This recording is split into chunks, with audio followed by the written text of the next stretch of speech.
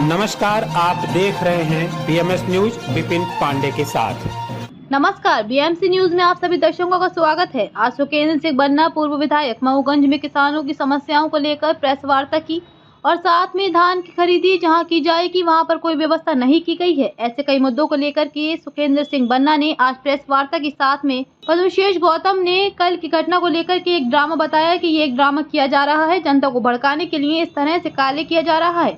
अतिक्रमण अगर उन्हें शांतिपूर्ण ढंग से हटाना होता तो प्रशासनिक प्रशासन के द्वारा अतिक्रमण को हटाया जा सकता था और जिस तरह से आज तक मऊगंज में दो गुटों के बीच पथराव नहीं हुआ वह भी हो गया। आइए सुनते हैं सुकेंद्र सिंह बन्ना के द्वारा क्या कहा जा रहा है और पद्मश्री गौतम के द्वारा क्या कहा जा रहा है। देखिए पूरा अपडेट। देखिए, मेरा यह मानना है कि मऊगंज जिला शांति का एक टापू रहा है।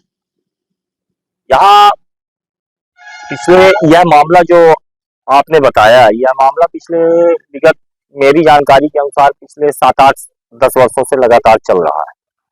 इसके पहले भी विधायक रहे हैं, हमारी पार्टी के ही विधायक वर्तमान में प्रदेश कांग्रेस महासचिव है आदरणीय श्री सुकेंद्र सिंह बन्ना जी, वह भी विधायक रहे।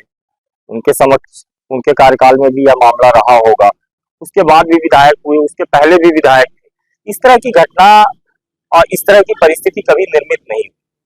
मेरा इस विषय पर केवल इतना सा कहना है, यह शासन और प्रशासन का काम है कि वह यह तय करे कि अतिक्रमण है कि नहीं है, हटाना है कि नहीं हटाना है। जिस प्रकार अभी माननीय पूर्व विधायक जी ने बताया कि अतिक्रमण तो हर जगह हटाए जा रहे हैं, मऊगंज बाजार को ही ध्वस्त कर दिया गया और कहीं कोई विरोध नहीं हुआ।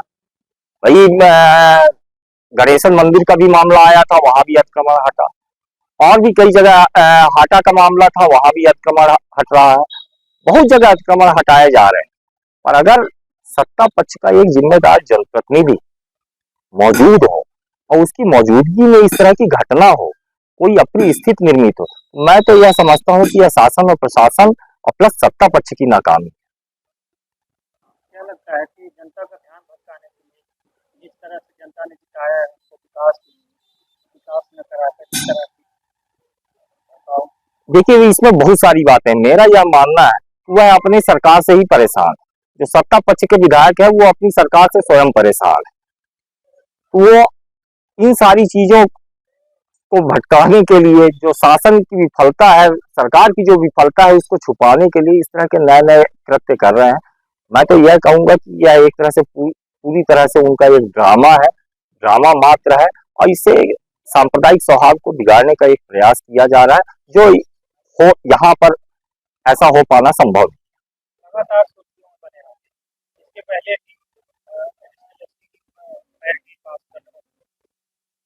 देखिए, मैं फिर यही कहूंगा, मैं तो प्रदेश के मुख्यमंत्री जी का भी ध्यान इस ओर आकृष्ट करना चाहता हूं कि आपके विधायक कितना असंतुष्ट हैं, आप उन पर ध्यान दीजिए।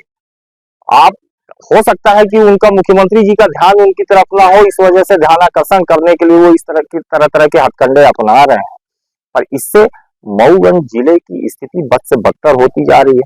प्रशासनिक व्यवस्था चरमराने की कगार पर खड़ी है।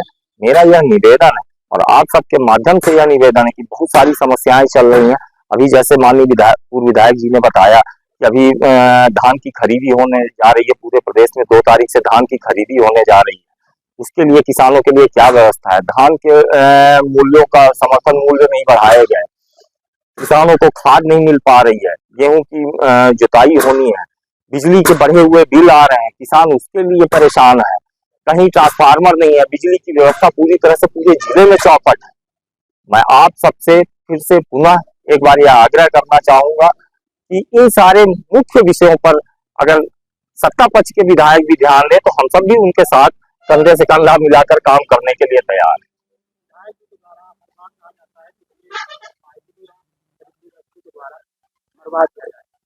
कल भी उन्होंने कहा था कि मरवाने के लिए देखिए, विधायक वर्तमान में वह है, सरकार भारतीय जनता पार्टी की है, वह भारतीय जनता पार्टी से विधायक है।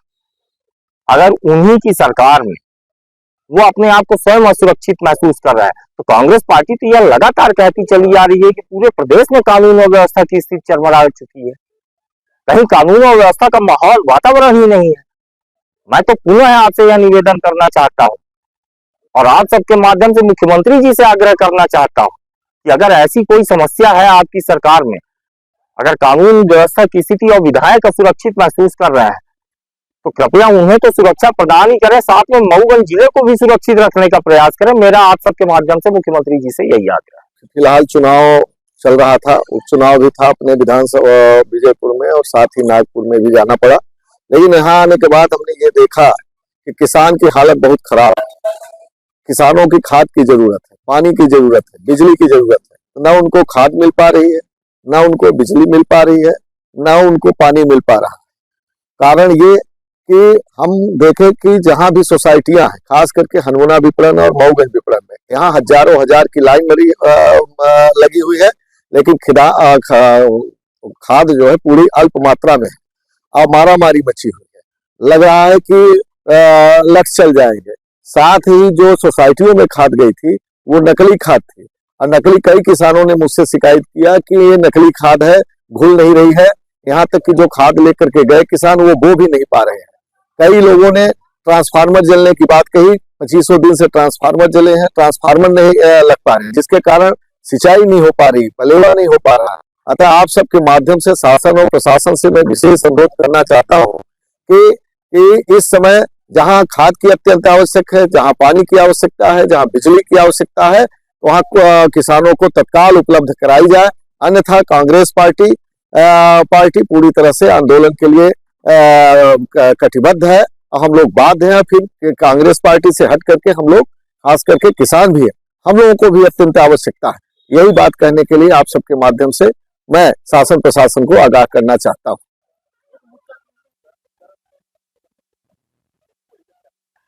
देखिए, ये मुद्दा कोई नया नहीं है, काफी दिन से इसमें उछल रहा है।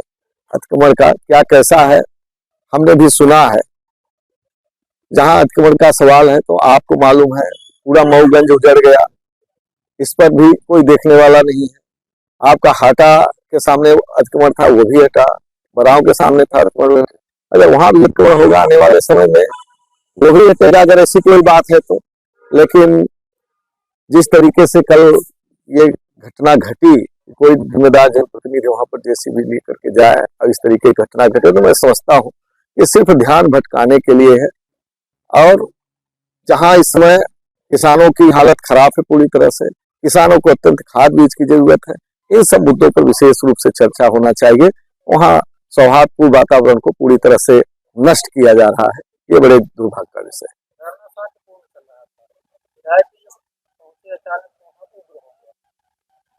देखिए, ये मैं वहां की बात में नहीं जानता, विधायक जी पहुंचे, क्या हुआ, एक जिम्मेदार पर्सन को वहां पे जाकर के क्या करना चाहिए। जहाँ शासन सत्ता उनकी है, सरकार उनकी है, सब कुछ उनका है, इसके बावजूद ये परिस्थितियां बन रही हैं, इसका जिम्मेदार कौन है, आप सब उनसे पूछेंगे तो और बेहतर होगा। हमको तो ये लगता है कि जहाँ एक तरफ जो है तो उनके ऊपर आरोप है, कई आरोप है, खास करके रामायण गलत लिखने उखने का, शायद उस सब बातों को दबाने के लिए उनकी व्यक्तिगत की सोच है, ऐसा भी हो सकता है। बाकी मैं उनके बारे में ज्यादा कुछ नहीं कहना चाहता। हमारी तो मांग है कि आप सबके माध्यम से शासन प्रशासन चेते, किसान पूरी तरह से पीड़ित है, विचलित है।